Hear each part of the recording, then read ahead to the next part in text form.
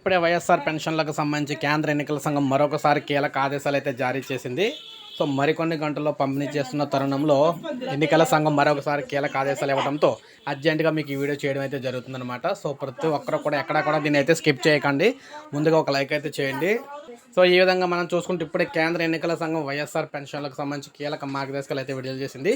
ఇది official news. చాలామంది అయితే చెప్పినా కూడా ఫేక్ అని అనుకుంటారు, నిజాలు చెప్పినా కూడా.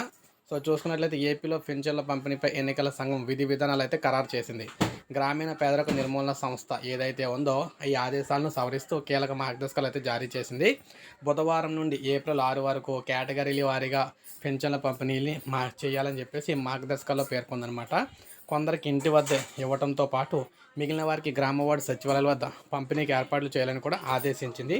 దివ్యాంగులు, తీవ్ర అనారోగ్యంతో బాధపడేవారు, అస్వస్థకు గురైన వారు, వితంతువులకు ఇంటి వద్దే పెన్షన్ ఇవ్వాలని నిర్ణయించారు. గ్రామ సచివాలయాలకు చాలా దూరంగా ఉన్న గిరిజన ప్రాంతాల్లో వారి కోసం ప్రత్యేక ఏర్పాట్లు కూడా చేయాలని చెప్పేసి కలెక్టర్లు అయితే ఆదేశించారు. ఇక ప్రస్తుతం గ్రామ వార్డు సచివాలయంలో 1.27 లక్షల సిబ్బంది ఉన్నట్లు గుర్తించిన ప్రభుత్వం సరిపడా ప్రభుత్వ ఉద్యోగులు లేకపోవడంతో 2 కేటగిరీలుగా పెన్షన్ల పంపిణీ చేయాలని నిర్ణయించింది. ఉదయం 9 గంటల నుంచి రాత్రి 7 గంటల వరకు కూడా సచివాలయాలు పనిచేస్తాయని ఉత్తర్వులు స్పష్టం చేశారు. ఈ నెల 3వ తేదీ మధ్యాహ్నం నుంచి ఏప్రిల్ 6వ తేదీ వరకు కూడా పెన్షన్లు అయితే పంపిణీ చేస్తారు. అయితే మీరు గమనించాల్సిన విషయం ఏంటంటే 4 కేటగిరీల వరకు అయితే ఇంటికి వచ్చి ఇస్తారనమాట. మిగిలిన వారందరూ కూడా గ్రామ వార్డు సచివాలయాలకు అయితే వెళ్ళి తీసుకోవాలి.